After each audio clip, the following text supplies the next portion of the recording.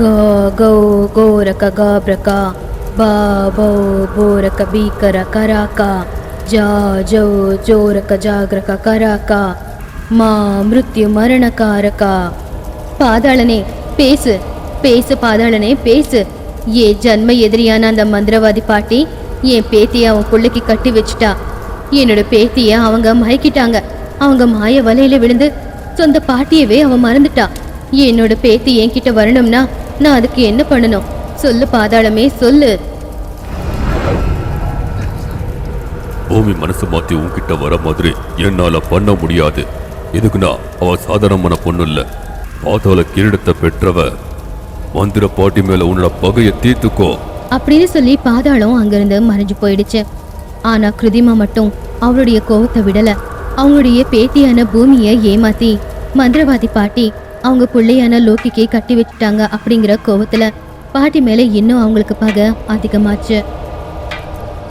எப்படியாவது மந்திரவாதி பாட்டியோட குடும்பத்தை அழிச்சு பூமியை மறுபடியும் அவங்க கிட்ட கூட்டிக்கிட்டு வரணும் அப்படின்னு கிருதிமா முடிவு பண்ணா.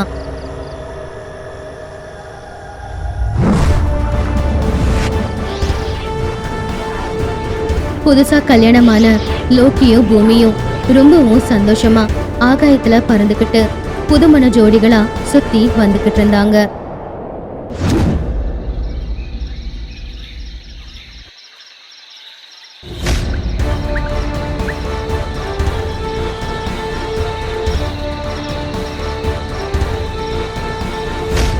இது இப்படி இருக்கும்போது இந்த பக்கம் கிருதிமா பாதாள குரூரத்துக்காக மலை மேல கோரமா தவம் செஞ்சுக்கிட்டு இருந்தா. கா கௌ கோரக காப்ரகா பா பௌ போரக பீக்கர கராக்கா ஜா ஜௌ ஜோரக ஜாகிரக கராக்கா மா மிருத்யு மரணகாரகா. அப்படி 11 நாள் கடுமையான தவம் இருக்கிறதுனால பாதாள குரூரன் அங்க தோன்றுனா. பாதாள குரூரனே, ஏதாவது வழி இருந்தா சொல்லு. என் பேத்தி எனக்கு வேணும். என் பேத்தி அவங்க எல்லாரையும் விட்டுட்டு என்கிட்ட வரணும். மனசு மாத்திர வழி எல்லாம் இல்ல கிருதிமா, ஆனா வேற ஒரு வழி இருக்கு. அது பண்ணா உன் பேத்தி உன்னோட பேச்ச கேட்பா. ஆனா அதுக்கு ஒருத்தர் பலியாகணும். என்ன அது? ஒருத்தங்க இல்ல, என் பேத்தி என்கிட்ட வர்றதுக்காக எத்தனை பேர் வேணும்னாலும் நான் பலி கொடுக்கறேன். என்ன பண்ணணும்னு சரியா சொல்லு. மாயா வேதனை தந்திரம். அப்படி அந்த மாயா வேதனை தந்திரத்தை எப்படி பண்ணணும் அப்படிங்கறத சொல்லி பாதாள குரூரன் அங்கிருந்து மறைஞ்சு போயிட்டான். இதை மட்டும் நான் சரியா பண்ணிட்டேன்னா என் பேத்தி பூமி என்கிட்ட வந்துடுவா. அதுக்கப்புறம் அந்த மந்திரவாதி பாட்டியை நான் அழிச்சிடுவேன். மந்திரவாதி பாட்டி காத்துக்கிட்டுரு. அப்படி கிருதிமா சந்தோஷமா அந்த மாயா வேதனை தந்திரத்தை பயன்படுத்துறதுக்காக அவருடைய குகைக்கு கிளம்பி போயிட்டா. இன்னொரு பக்கம் லோக்கியும் பூமியும் ரொம்பவும் சந்தோஷமா இருந்தாங்க.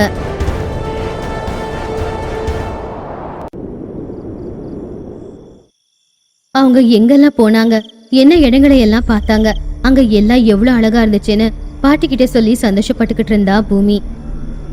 பூமி, நீ சந்தோஷமா இருக்கிறத பார்த்தா எனக்கும் ரொம்ப சந்தோஷமா தான் இருக்கு. ஆனா ஒரே ஒரு தடவை உங்க பாட்டி கிருதிமாவை போய் பார்த்துட்டு வரலாம் இல்லையா? எங்க அம்மாவோட ஆன்மா மூலமா நான் தெரிஞ்சுக்கிட்ட விஷயத்த எங்க பாட்டி கிட்ட சொல்ல நான் எவ்வளவோ முயற்சி பண்ண அத்தை. ஆனா எங்க பாட்டி அதை புரிஞ்சுக்கவே மாட்டேங்கிறாங்க. நீங்க ஏதோ மாயம் பண்ணி என்ன உங்க வலையில போட்டுக்கிட்டுதான் அவங்க நினைக்கிறாங்க. நான் பார்த்தது கேட்டது எல்லாத்தையுமே அவங்க கிட்ட சரியா சொல்லி பார்த்துட்டேன். அம்மாவோட ஆன்மாவை மறுபடியும் வரவழைச்சு அம்மாவோட ஆன்மா சொன்னாதான் நம்புவேன்றாங்க. ஆனா உங்களுக்கு தெரியும்ல அத்தை, அகமே உலகத்துல இருந்து அம்மாவோட ஆன்மாவை கூட்டிட்டு வர்றதுக்காக விலை மதிக்க முடியாத பாதாள கிரந்தத்தை அக்னியில போட்டதுக்கு அப்புறமா தான் அம்மாவோட ஆன்மாவை என்னால பார்க்க முடிஞ்சுது. இப்ப நான் எது பண்ணாலும் அகமே உலகத்துல இருக்கிற அம்மாவோட ஆன்மாவை கூட்டிட்டு வந்து பாட்டிக்கு என்னால நிரூபிக்க முடியாது. எங்க பாட்டியோட மனசை மாத்துறது என்னால இல்ல, யாராலையும் முடியாது. அவங்க பொண்ணு சாவுக்கு நீங்க தான் காரணம் அப்படின்னு அவங்க முடிவெடுத்துட்டாங்க. உங்க மேல பகையை தீர்த்துக்கிறது தான் அவங்களுடைய லட்சியமே. என் மேல அவ பகையா இருக்கிறதுல எனக்கு எந்த பிரச்சனையும் இல்ல. ஆனா பாவம், அவளுக்குன்னு ஒரு ரத்த உறவா இருக்கிறது நீ மட்டும்தான். உன்னை பிரிச்சு கூட்டிட்டு வந்தது மட்டும்தான் எனக்கு கஷ்டம். சரி, காலம் போக போக அவளும் மாறுவா விடு. அங்க கிருதிமாவுடைய குகையில மாயா வேதனை தந்திரத்துக்கு முதல் படியான கபாலக்கிரிய பண்ணிக்கிட்டு இருந்தா. கோ கௌ கோரக காப்ரகா பா பௌ போரக பீக்கர கராக்கா ஜா ஜௌ ஜோரக ஜாகிரக கராக்கா மா மிருத்யு மரணகாரகா. கிருதிமா அவளுடைய கையை வெட்டிக்கிட்டு ரத்தத்தை தானம் செஞ்சா. ஏ ரத்தத்தால நினைஞ்ச இந்த எலும்பு கூட என் பேத்தியோட மனசை மாத்தி என்கிட்ட கூட்டிக்கிட்டு வரும். பாதாள மந்திர கண்ணாடியே காட்டு என்னோட பேத்தியான பூமி பிறந்த ஆஸ்வேஷ நட்சத்திரம் ஞாயிற்றுக்கிழமை ராத்திரி 12:32 பிறந்த 16 வயசு முடிஞ்ச கன்னி பொண்ணு எங்க இருக்கா?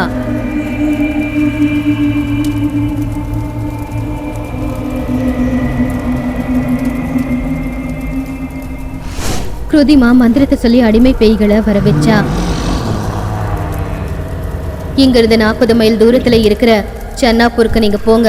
ஏன் ரத்தத்தால நினைஞ்ச இந்த மண்டை ஓட்ட யாருக்கும் தெரியாம அந்த ஊர்ல இருக்கிற பாருக்கு கீழே பள்ளம் தோண்டி புதைச்சு வச்சிடுங்க. மத்தத நான் பாத்துக்கிறேன்.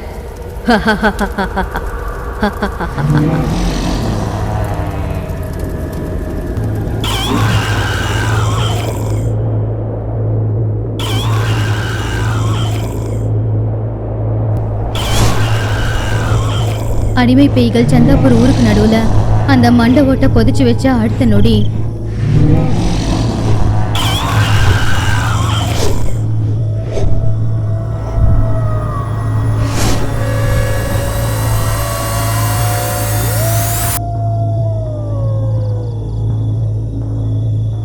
வீட்டுல தூங்கிக்கிட்டு இருந்த ராகினிக்கு தூக்கம் தெளிஞ்சுது. அந்த ஊரே இப்ப பார்க்க ரொம்ப பயங்கரமா இருந்துச்சு. அவளுக்கு எங்கேயோ நரி ஊழையிடுற மாதிரி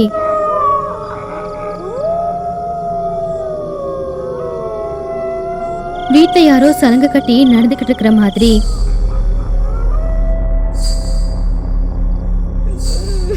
சத்தம் கேட்டதுல அவ பயந்து அழுதுகிட்டு இருந்தா. அவ அழுவுற சத்தம் கேட்டு வேகமா ஓடி வந்தார் அவளுடைய அப்பா மதுசூதன் ராவ். அந்த ஊரோட தலைவரான மதுசூதன் ராவ் பார்த்துக்கிட்டு இருக்கும் போதே அவளுடைய ஒரே பொண்ணான ராகினி பைத்தியக்காரி மாதிரி கத்த ஆரம்பிச்சா. அவளுடைய முடி எல்லாமே காத்துல பறக்க ஆரம்பிச்சுது. ஒரே ஒரு பொண்ணுக்கு இந்த நிலைமை வந்தது பார்த்து மதுசூதனை பண்ணாத முயற்சின்னு ஒண்ணு இல்ல. எப்பேற்பட்ட வைத்தியர்களும் வந்து பார்த்தாங்க. ஆனா அவளை குணப்படுத்த முடியல.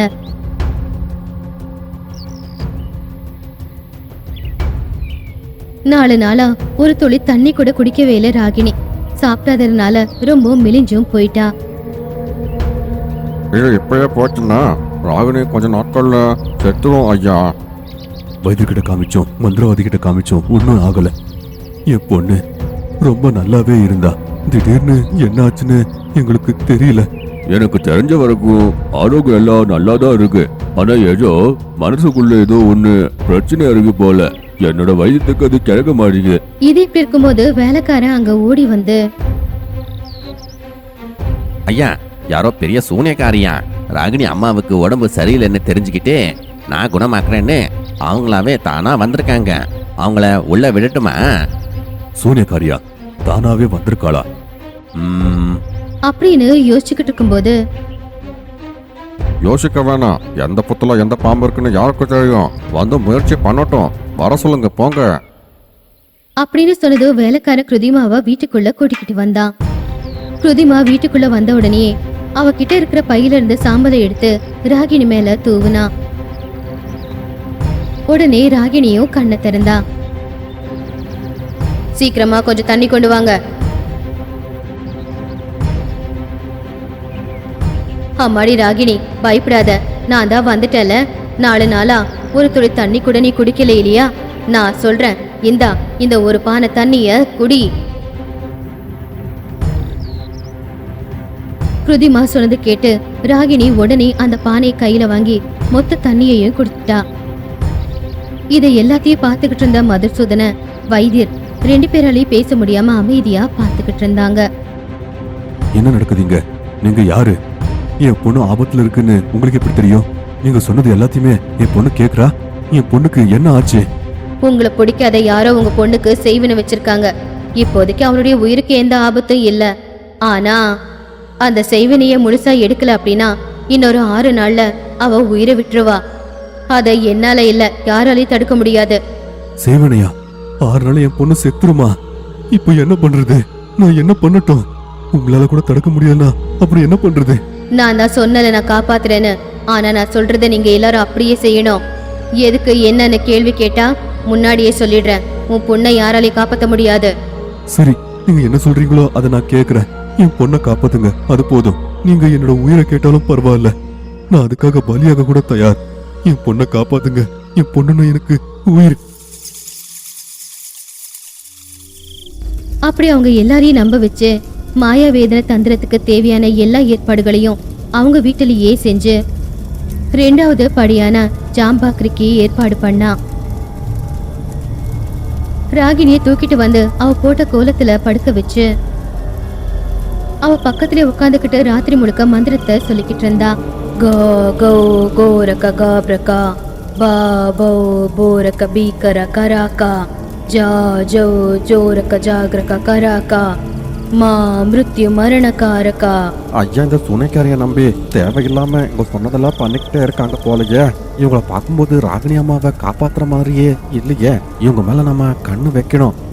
கிருதிமா தான் பொண்ணை காப்பாத தான் வந்திருக்கா அப்படின்னு மதுசூதனை நம்புறதுனால அவ பண்றது க்ஷுத்ர பூஜை மாதிரி இருந்தாலும் கூட அவன் எந்த ஒரு கேள்வியும் கேட்கவும் இல்லை. ஆனா இது எல்லாத்தையுமே அவங்க வீட்டுல வேலை செய்யற ரங்காவும் கவனிச்சுக்கிட்டே தான் இருந்தான். ரங்கா அவனுடைய சின்ன வயசுல இருந்தே மதுசூதனை வீட்டுல தான் தோட்டக்காரன் வேலை பார்த்துக்கிட்டு இருந்தான். சின்ன வயசுல இருந்தே ரங்கா ராகினி 2 பேரும் ஒன்னா சேர்ந்து விளையாடினதுனால ரங்காவுக்கு ராகினிய ரொம்ப பிடிக்கும். அவ உயிர் ஆபத்துல இருக்குன்னு தெரிஞ்ச நொடியில இருந்து ரங்கா ராகினியை எப்பவுமே ஒளிஞ்சிருந்து பார்க்க ஆரம்பிச்சான். அவனால முடிஞ்ச ஏதாவது உதவியை செஞ்சு ராகினியோட உயிரை காப்பாற்ற முடியுமான்னு தான் அவன் பார்த்துக்கிட்டு இருந்தான். இது இப்படி இருக்கும்போது சந்திராப்பூருக்கு ரொம்ப தூரத்துல கமலாப்பூர் அப்படிங்கிற ஒரு ஊர் இருந்துச்சு. அந்த ஊர்ல சிரீஷ் குமாரி அப்படிங்கிற புருஷ பொண்டாட்டி இருந்தாங்க. அவங்க 2 பேரும் ஒருத்தங்க மேல இன்னொருத்தங்க ரொம்ப பாசமா இருந்தாங்க. கல்யாணம் ஆகி பல வருஷம் ஆனாலும் குழந்தை பிறக்கல அப்படிங்கறதுனால யாரோ ஒரு முனிவர் சொன்னார் அப்படிங்கிறதுக்காக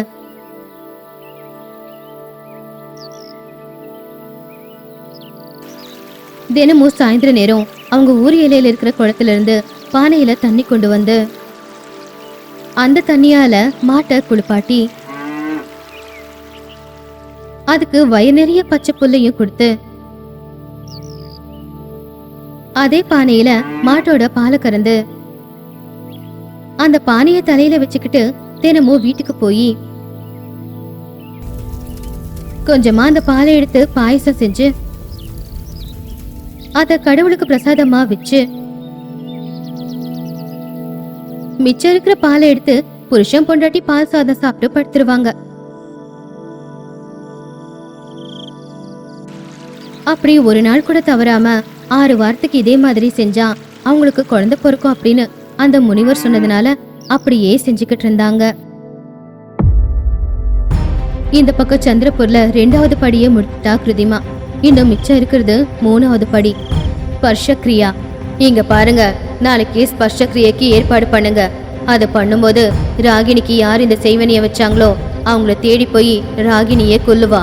ராகினி அவங்கள தொட்ட உடனே அவங்க செத்து போயிடுவாங்க. நாளைக்கு ஸ்பர்ஷக்ரியை முடிஞ்சதுக்கு அப்புறமா ராகினியை யாரும் தொடக்கூடாது. தவறுதலை யாராவது தொட்டா அவங்க உயிரும் போயிடும். முதல்ல இந்த விஷயத்த ஊருக்குள்ள தண்டோரா போட்டு சொல்லிடுங்க. சரின்னு சொல்லி அடுத்த நாள் ஊரோட தலைவர் ஊருக்குள்ள தண்டோரா போட்டாரு. கேளுங்கப்பா கேளுங்க, எனக்கு சாயங்காலம் யாருமே ஊர்ல சுத்தவே கூடாது. ஊர் தலைவரோட பொண்ணு ராகினி அம்மா தனியாவே இந்த ஊர் எல்லையை தாண்டி போவாங்க. அவங்க தாண்டி போகிறத பாக்குறது ஊருக்கு நல்லதில்ல. அதனால ஊருக்குள்ள சாயங்காலத்துல இருந்து யாருமே வெளியே போக கூடாது. ஹோய். அடுத்த நாள் சாயந்தர நேரம் ஸ்பர்ஷக்ரியைக்கு எல்லா ஏற்பாடுகளையும் செஞ்சா கிருதிமா. பூமிக்கு மேல பூமி பயன்படுத்தின பழைய துணியை வச்சு சர்ப்பஸ்ய விதிய ஜாக்கிரதம் கரம் சர்ப்பம் சா ஸ்ரீ வஷி பிரமம் கர்ப்பம் சா ஸ்ரீ வஷி. ஸ்பர்ஷக்ரியை முடிஞ்சதுக்கு அப்புறமா ஊருக்கு நடுவுல அவங்க புதைச்சி வச்சிருந்த அந்த பன்னியோட மண்டவோடு மண்ணை பொழந்துக்கிட்டு மேல வந்து திடீர்னு அது வெடிச்சு போச்சு. அப்போ அதுக்குள்ள இருந்து பயங்கரமா இருக்கிற ஒரு கருப்பு உருவம் வெளியில வந்து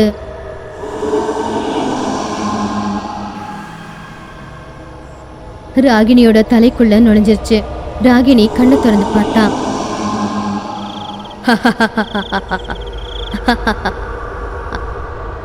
அன்னைக்கு நல்லா இருட்டாயிடுச்சு. ஊரோட தலைவர் தண்டோரை போட்டதுனால ஊருக்காரங்க யாருமே வெளியில இல்லாம வீட்டுக்குள்ள உட்காந்துக்கிட்டு இருந்தாங்க. ராகினி உடனே அங்கிருந்து எழுந்துருச்சு. ஊருக்குள்ள தனியா அவ நடந்து போய்கிட்டு இருந்தா. அவளுக்கு யார் அந்த சேவினிய வச்சாங்களோ அவங்கள கொன்னுட்டு அவளே வந்துடுவா. நீங்க யாரும் அவ பின்னாடி போக வேண்டிய அவசியம் இல்ல அப்படின்னு சொல்லி கிருதிமா அங்கிருந்து கிளம்பிட்டா.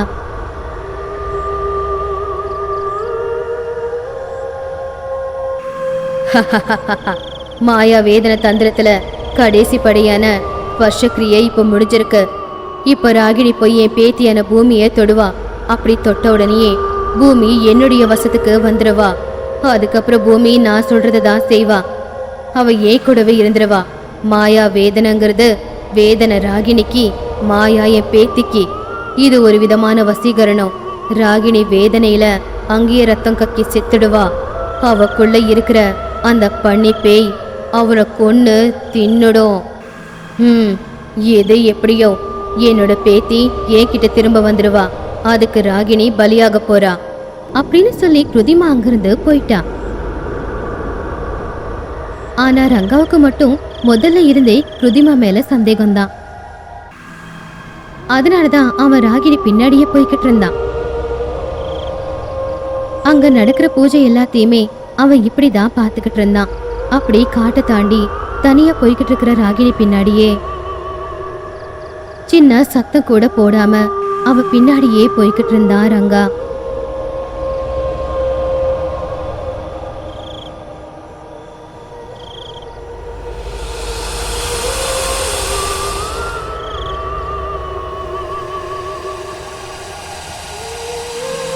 ராகினி ஒருவேளை பாம்பு மிதிச்சிட்டா என்ன பண்றது அப்படிங்கிற பதட்டத்துல ராகினி மேல கைய போட்டு அவளை தடுத்து நிப்பாட்டினா. ராகினி மேல ரங்காவோட கைப்பட்ட உடனே அவளுக்குள்ள இருந்த அந்த பேய் வெளியில வந்துடுச்சு. ராகினி மயக்க போட்டு அங்கேயே விழுந்துட்டா. ரங்கா அவளை தூக்கிக்கிட்டு வீட்டுக்கு கொண்டு வந்துட்டான். அவன் நடந்தது எல்லாத்தையுமே சொன்னான். அங்க குகையில தான் பேத்தி திரும்ப வந்துருவா அப்படின்னு கிருதிமா ரொம்பவும் ஆசையோட காத்துக்கிட்டு இருந்தா. ஆனா காலையில விடிஞ்சாலும் கூட பூமி அங்க வரல. என்ன நடந்துச்சு அப்படின்னு மாய கண்ணாடியில பார்க்கும்போது, என்ன இது, இவங்க 3 பேர் ஒரே இடத்துல இருக்காங்க. என் பேத்தி அவங்க கூட சிரிச்சு பேசிக்கிட்டு இருக்கா. அப்படின்னா என் தந்திரம் வேலை செய்யலையா? பாதாள மாய கண்ணாடியே, ராகினி எங்க இருக்கான்னு காட்டு. அப்போ என்னுடைய ஸ்பர்ஷக்கிரியை வேலை செய்யலையா? இருங்க, உங்களை என்ன பண்றேன்னு பாருங்க அப்படின்னு சொல்லி கிருதிமா அங்கிருந்து கோவத்தோட கிளம்பி சந்திரபூருக்கு வந்து சேர்ந்தா.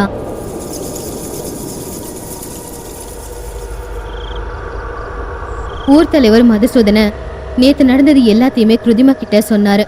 ரங்கா பக்கத்துல தான் இருந்தான். அம்மா கண்ணை மூடிக்கிட்டு நடந்து போயிட்டே இருக்காங்க. வழியில பெரிய பாம்பு இருக்கு. அந்த பாம்பு கடிச்சிடணும்னு நான் தான் கைய பிடிச்சி இந்த பக்கம் இழுத்தேன். அதுக்கப்புறம் அவங்க மயங்கி அங்கேயே விழுந்துட்டாங்க. அப்பல இருந்து அவங்க கண்ணு திறக்கவே இல்லை. வீணா போனவனே, என்னடா பண்ணி வச்சிருக்க? ஸ்பர்ஷக்கிரியையே கெடுத்துட்டல. ராகினி ஸ்பர்ஷக்கிரியை முடிஞ்சதுக்கு அப்புறமா தொட வேண்டியது செய்வினை செஞ்சவங்கள மட்டும்தான். ஆனா நீயே தொட்ட. அப்படின்னா அம்மா மறுபடியும் அந்த ஸ்பர்ஷக்கிரியை பண்ண முடியாதா? எவனாலதான் அந்த ஸ்பர்ஷக்கிரியை நாசமாயிடுச்சு. என் பொண்ணுக்கு ஒன்னும் ஆகாதுல்ல. ஒருத்தங்க மேல ஒரு தந்திரத்தை ஒரே ஒரு தடவை தான் பயன்படுத்த முடியும்.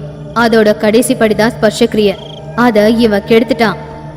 இப்ப என்ன பண்றதுமா? என் பொண்ணை காப்பாத்தவே முடியாதா? இருக்கு, இன்னொரு வழி இருக்கு. கபால தந்திரம் செய்யணும். அதுக்கு தேவையான பொருட்களை என் வீட்ல இருந்து தான் எடுத்துட்டு வரணும். எனக்கு துணையா உங்க வேலைக்கார ரங்காவை அனுப்பி வைங்க அப்படின்னு சொல்லி ரங்காவை கூட்டிக்கிட்டு கிளம்புனா. போற வழியில ஒரு அமைதியான சுடுகாட்டுக்கு பக்கத்துல வந்ததுக்கு அப்புறமா, ரங்கா நீ கண்ணை மூடிக்கிட்டு அந்த மரத்துக்கு பின்னாடி போய் நின்னுக்கோ. நான் சொல்ற வரைக்கும் கண்ணை திறக்காத. ரங்கா கிருதிமா சொன்ன மாதிரியே கண்ணை மூடிக்கிட்டு மரத்துக்கு பின்னாடி நின்னுக்கிட்டான். கோ கோ கோரக காப்ரகா பா போ போரக பீக்கர கராகா ஜா ஜோ ஜோரக ஜாகரக கராகா மா மிருத்யு மரணகாரகா. கிருதிமா அந்த மந்திர கோலை எடுத்து மந்திரத்தை சொன்ன உடனேயே பாவம் மரத்துல அடப்பட்டுட்டான் ரங்கா. உன்னால நான் செஞ்ச மாயா வேதனை தந்திரம் வேலை செய்யல. என் பேத்தி என்கிட்ட ஏற்கனவே வந்திருக்கணும். உன்னாலதான் அவ வரல. உனக்கு நரக வேதனையை கொடுத்து கொல்லலைன்னா என் மனசுக்கு நிம்மதியா இருக்காது. இப்ப மறுபடியும் அதே தந்திரத்தை பண்ணணும்னா என் பேத்தியோட நட்சத்திரத்துல பிறந்த பொண்ணை நான் கண்டுபிடிச்சு முதல்ல இருந்து எல்லாத்தையும் ஆரம்பிக்கணும். உனக்கு நரகம்னா என்னங்கிறத காட்டி கொல்ல போற பாரு அப்படின்னு அந்த மரத்தை சுத்தி 4 மண்டை ஓட்டு வச்சு அவளுடைய சக்தியை பயன்படுத்தி கிருதிமா மந்திரத்தை சொன்னா. கோ கோ கோரக காப்ரகா பா போ போரக பீக்கர கராக்கா ஜா ஜோ ஜோரக ஜாகிரக கராக்கா மா மிருத்யு மரணகாரகா. மந்திரத்தை சொன்னதும் அந்த மண்டை ஓட்டுல இருந்து நெருப்பு வந்துச்சு. அந்த நெருப்போட அனல் தாங்க முடியாம பாவம் ரங்கா கஷ்டப்பட்டுக்கிட்டு இருந்தான். உன்னை யாராலையும் காப்பாற்ற முடியாது. இந்த மண்டை ஓட்டுல இருந்து வர நெருப்பு கொஞ்சம் கொஞ்சமா 3 நாள் வரைக்கும் உன்னை எரிச்சுக்கிட்டே இருக்கும். நரக வேதனையை நீ அனுபவிப்ப அப்படின்னு சொல்லி கிருதிமாக இருந்து போயிட்டா. பாவம் அந்த அனலை தாங்க முடியாம ரங்கா சத்தமா கத்த ஆரம்பிச்சான். ஆனா அமைதியா இருக்கிற அந்த சுடுகாட்டுல யாருமே இல்ல. அப்பதான் அங்கிருந்து கொஞ்சம் தூரத்துல சுடுகாட்டுல உட்காந்துக்கிட்டு பித்தளை காசை சாப்பிட்டுக்கிட்டு பூனை பேய் கூட உட்காந்து பேசிக்கிட்டு இருந்த குள்ள பேய் காதுல அவனுடைய கத்துற சத்தம் கேட்டுச்சு.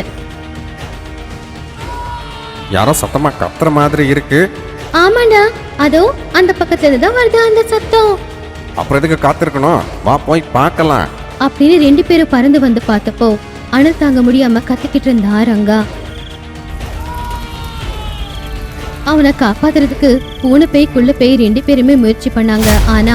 ஆனா அந்த மரத்தை சுத்தி இருக்கிற பாதாள வளையம் அவங்க 2 பேரையும் தூக்கி வீசிடுச்சு.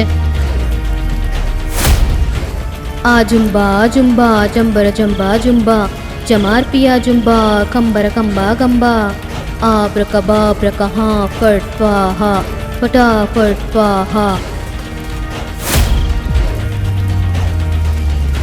ஓ பகினி புகத்தை பக பாஜிரே அம் ஹிரண கிடத்து கட காஜிரே உடத்து மடத்து போம்புஷ் ஸ்வாஹா உடத்து மடத்து ஆம் கோஷ் ஸ்வாஹா.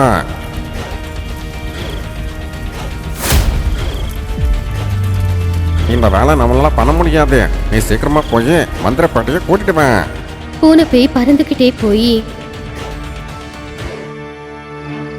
மந்திரவாதி பாட்டிக்கிட்ட நடந்தது எல்லாத்தையும் சொல்லி காப்பாத்த சொல்லி கேட்டா. ககன வாயு மேகம் பெக பெகா ரை ரை திவங்க திவ்ய தேஜம் பெக பெகா ரை ரை. பெக்க பெக்க மந்திரத்தை சொன்னது பாட்டியோட காலில் இருந்த செருப்புங்களுக்கு ரெக்க வந்துச்சு. உடனே தரையில நின்ன பாட்டி காத்துல பறக்க ஆரம்பிச்சாங்க. பாட்டி அந்த சுடுகாடு கிட்ட வந்து அவங்களுடைய சக்தியால பாதாள மந்திரத்தை அவங்க உடைச்சிட்டாங்க.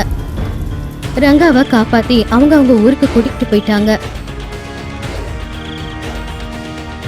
ரங்கா நடந்தது எல்லாத்தையுமே பாட்டிக்கிட்டையும் மதுசூதன் கிட்டையும் சொன்னா. அந்த சூனியக்காரி கிருதிமா என் பொண்ணு ராகினிய காப்பாத்த வரலையா? ஓ, இதெல்லாம் கிருதிமாவோட வேலையா? இப்பதான் எனக்கு எல்லாமே புரியுது அப்படின்னு ராகினிய போய் பார்த்து ராகினியோட தலையில கை வச்சு பார்த்ததும் நடந்தது எல்லாமே அவங்களுக்கு தெரிய வந்துச்சு. மாயா வேதன தந்திரம், இது ஒரு வசீகரண தந்திரமாச்சே.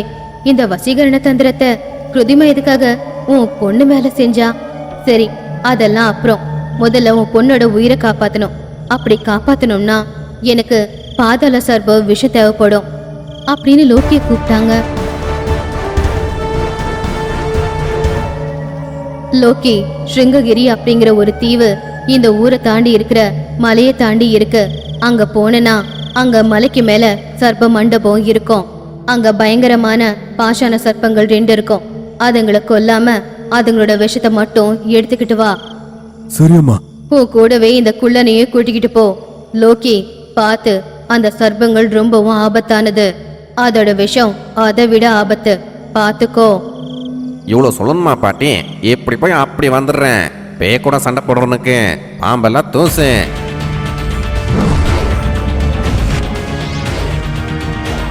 அப்படின்னு சொல்லி 2 பேரும் பாட்டி சொன்ன வழியில அந்த தீவை தேடி பறந்து போய்கிட்டு இருந்தாங்க. அந்த மண்டபத்துல அடி எடுத்து வச்ச உடனே சிலையோட உருவத்துல இருக்கிற அந்த சர்ப்பங்கள் இவங்களை தாக்க வந்துச்சு.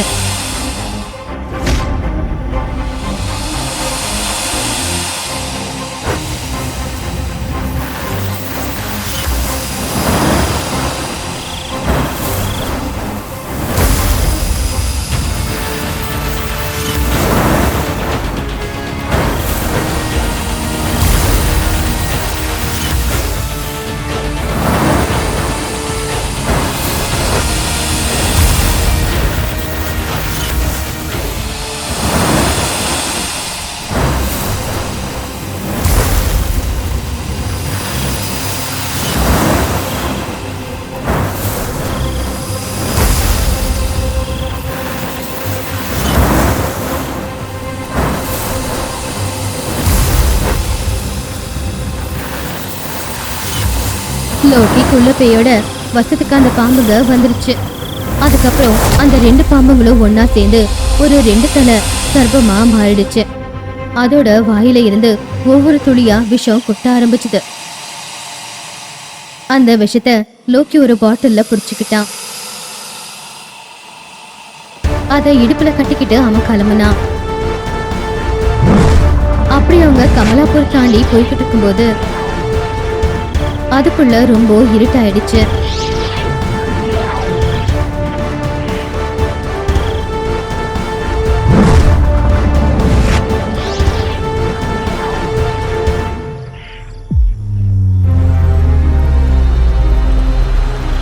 இடுப்புல கட்டிக்கிட்டு இருந்த அந்த பானையில இருந்து ஒரு துளி விஷம் கீழே விழுந்துச்சு.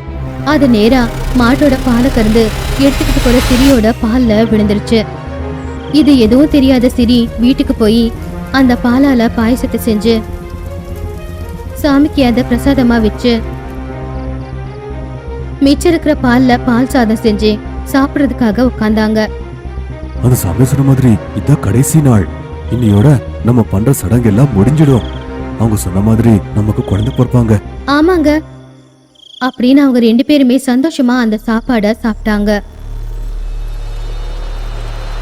ஆனா அதுல ஆபத்தான விஷம் கலந்ததுனால அவங்க 2 பேரும் முகமும் நீளமா மாறி தூக்கத்திலேயே இறந்து போயிட்டாங்க. லோக்கி கொண்டு வந்த சர்ப விஷத்துல பாட்டி அந்த மாயாவேதன தந்திரத்தை உடைச்சு அந்த விஷத்தை ராகினியோட கால்ல ஊத்தின உடனே அவக்குள்ள இருந்த பேய் எல்லாமே வெளியில வந்துருச்சு.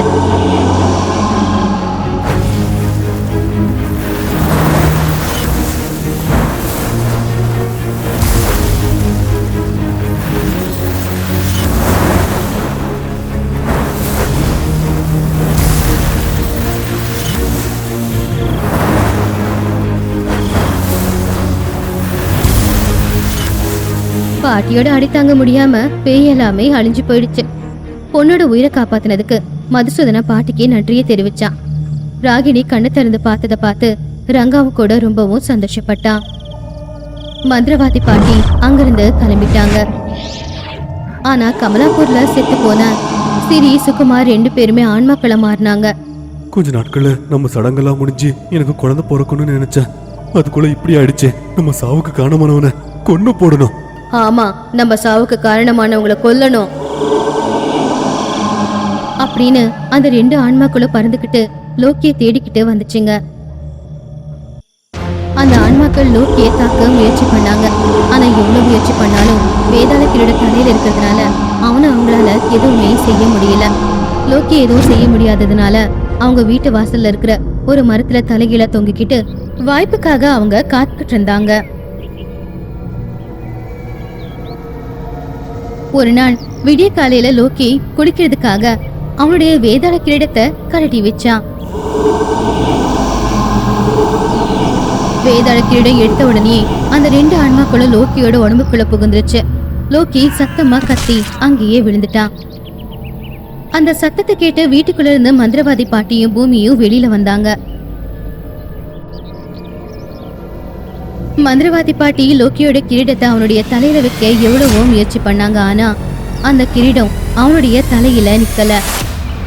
அப்ப புரிஞ்சது பாட்டிக்கு இது ஏதோ ஆன்மாக்களுடைய வேலைதான் அப்படின்னு. உடனே லோக்கிய கூட்டிட்டு வந்து வீட்டுக்குள்ள படுக்க வச்சு கப்ரஜம கப்ரஜமாஞ்சு. அப்படி மந்திரத்தை சொல்லி லோக்கி உடம்புக்குள்ள புகுந்த 2 ஆண்மக்களையும் வெளியில வர வச்சாங்க. எனக்கு முன்னாடி நீங்கெல்லாம் ஒரு ஆளா? உங்களை மாதிரி எவ்வளவு ஆண்மக்களை நான் நொடியில அடிச்சிருப்பேன். சொல்லுங்க, எதுக்காக என் புள்ளையோட உடம்புக்குள்ள புகுந்திருக்கீங்க? என் புள்ள உங்களுக்கு என்ன பண்ணா? நாங்க 2 பேரும் சாவறதுக்கு காரணமானா? நான் எப்பவும் போலவே மாட்டோட பாலை பானையில கறந்து தலையில வச்சுக்கிட்டு வந்துகிட்டு இருந்தேன். உன் பிள்ளையாலதான் அதுல விஷம் கலந்துச்சு. நானும் என் புருஷனும் அதை சாப்பிட்டு செத்து போயிட்டோம். இன்னும் கொஞ்ச நாள்ல நாங்க செஞ்ச விரதம் முடிஞ்சு எங்களுக்கு குழந்தை பிறக்கும் அப்படிங்கிற சந்தோஷத்துல இருக்கும்போது உன் பிள்ளையாலதான் நாங்க 2 பேரும் செத்து போயிட்டோம். அதான் அவனை கொல்றதுக்காக வந்தோம். உங்க சாவுக்கு என் புள்ள காரணமா இருக்கலாம், ஆனா அதை அவன் தெரிஞ்சு பண்ணிருக்க மாட்டான். தெரியாத விதமா தான் அது நடந்திருக்கும். அவன் எப்பவுமே தப்பு பண்ண மாட்டான். உங்க 2 பேருடைய ஆன்மக்களுக்கும் சாந்தி கிடைக்கணும்னா அதுக்கு நான் என்ன பண்ணணும்னு சொல்லுங்க. உங்களால எங்களை பஸ்மமாக்க முடியும்னு தெரியும். அப்படி இருந்தாலும் எங்களை பத்தி நீங்க யோசிக்கிறீங்க, எங்க ஆன்மா சாந்திக்கு வேண்டிக்கிறீங்க. உங்களுக்கு ஒரு நல்ல குணம் இருக்கு. ஆமா, உங்க நல்ல குணம் எங்களுக்கு பிடிஞ்சிருக்கு. ஆனா தெரிஞ்சு பண்ணாலும் தெரியாம பண்ணாலும் தப்பு தப்பு தானே. அதனால அவனுக்கு இதுதான் நான் கொடுக்கற சாபம். உன் புள்ள உயிரோட உயிரா நினைக்கிற அவனுடைய பொண்டாட்டியை விட்டு 21 வருஷம் அவன் பிரிஞ்சிருப்பான். இது என்ன சாபம்? என் மனைவி என்ன பண்ணா? சாபம் இருந்தா அது எனக்கு கொடுங்க. என் பொண்டாட்டியை இழுக்காதீங்க, தயவு செஞ்சு விட்டுருங்க.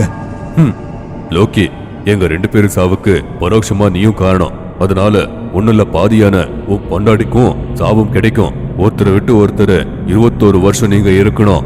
இதான் எங்க சாபம். 21 வருஷம் ஒருத்தரை விட்டு ஒருத்தர் கஷ்டத்துல இருங்க. இதான் சாபம். அப்படின்னு சொல்லி 2 ஆன்மாக்களும் வெளிச்சமா மாறி காத்தோட காத்தா கலந்துருச்சு. என்னமோ இப்படி ஆயிடுச்சு? நல்லா தானே செய்ய போனா? நான் பண்ணது நிஜமாவே தப்பா? எனக்கு எதுக்குமா இவ்வளவு பெரிய சாபம்? தெரிஞ்சு பண்ணாலும் தெரியாம பண்ணாலும் தப்பு தப்பு தான் லோக்கி. எது நடந்தாலும் அது நம்மளுடைய நன்மைக்காக தான். ஒரு பக்கம் எங்க பாட்டி கிருதிமா என்னையும் அவரையும் பிரிக்கணும், உங்களை கொல்லணும்னு பாத்துக்கிட்டு இருக்கும்போது நடுவுல என்னத்த சாபம் இது? என் புள்ள சாதாரணமானவன் இல்ல. அவன் தலையில கிரீடம் இருக்கிற வரைக்கும் அவனை யாராலையும் எதுவும் செய்ய முடியாது. ஆனா எதுக்கும் நாம பாதுகாப்பா இருக்கணும். புரியுது இல்ல? லோக்கிக்கு சாபமா?